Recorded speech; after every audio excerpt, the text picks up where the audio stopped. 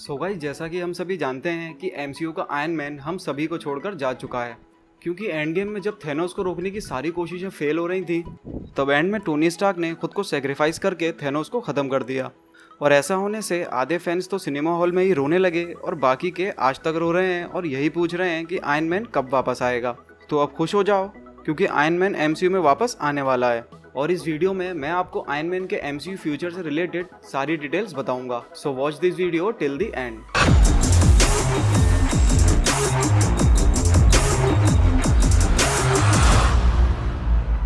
सो guys, हाल ही में एक सोर्स से न्यूज़ निकल कर आई है कि मार्वल स्टूडियोज एक्चुअल में रॉबर्ट डाउनी जूनियर से आगे के प्रोजेक्ट्स के लिए बात कर रहा था।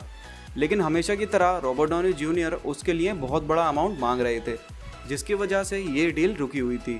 लेकिन अब रॉबर्ट डाउनी जूनियर की मूवी डॉक्टर डूलिटिल की फेलियर के बाद वो दोबारा एमसीयू में अपना फेम वापस पाना चाहते हैं और बहुत जल्दी हमें इस डील की कंफर्मेशन मिलने वाली है। क्योंकि दूसरी तरफ डीसी अब अपने सिनेमैटिक यूनिवर्स को लेकर थोड़ा सीरियस हो गया है और आने वाले टाइम में हमें बहुत सारी डीसी मूवीज़ देखने को मिलने वाली हैं।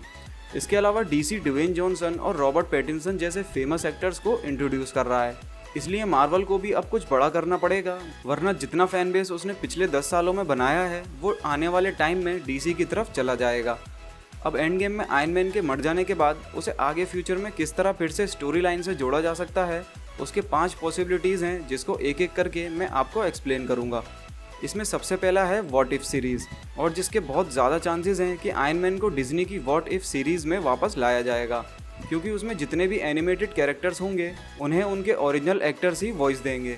तो इसीलिए व्हाट इफ सीरीज़ के आयरन मैन को हमारे रॉबर्ट डाउनी जूनियर ही वॉइस देंगे। इसके अलावा दूसरा है आयरन मैन क्लोन।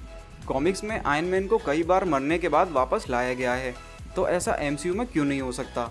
और सिविल वॉर 2 कॉमिक के इवेंट में जब आयरन मैन कैप्टन मार्वल के हाथों मारा जाता है, तब टोनी स्टार्क की डिजिटल कॉन्शियसनेस को एक क्लोन में अपलोड कर दिया जाता है, जिससे टोनी स्टार्क कॉमिक में वापस आ जाता है।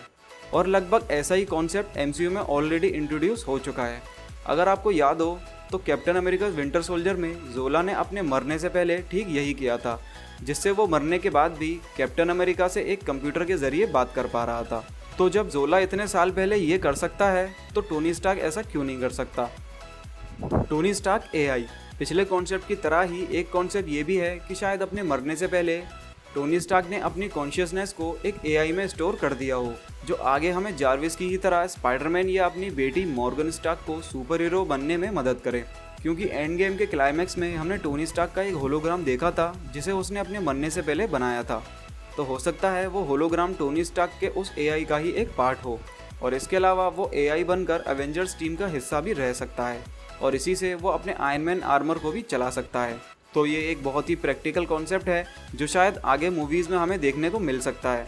इसके अलावा गाइज, एंड गेम के बाद एक फैन थ्योरी आई थी कि एंड गेम में जो टोनी स्टार्क मारा गया था वो टोनी नहीं बल्कि एक स्क्रल था, जो टोनी स्टार्क के रूप में था, और असली टोनी स्टार्क अभी जिंदा है। लेकिन इसकी पॉसिबिलिटी सबसे ज़्यादा कम है, क्योंकि स्क्रल्स मरने के बाद अपने असली रूप में आ जाते हैं, जबकि एंड गेम में टोनी की डेथ के सीन में ऐसा कुछ नहीं हुआ।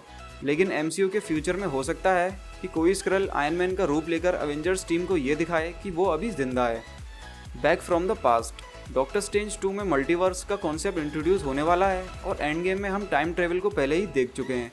इसीलिए इस चीज़ के भी बहुत ज़्यादा चांसेस हैं कि जैसे पास्ट की गमोरा प्रेजेंट में आई थी, वैसे ही पास्ट के आयरन मैन को प्रेजेंट में लाया जा सकता है, या फिर दूसरे यूनिवर्स के आयरन मैन को कैमियो में भी दिखाया जा सकता है।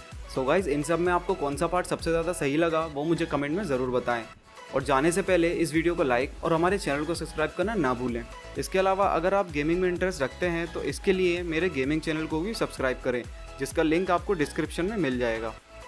तो मिलते हैं अगली वीडियो में, and thanks a lot for watching this video.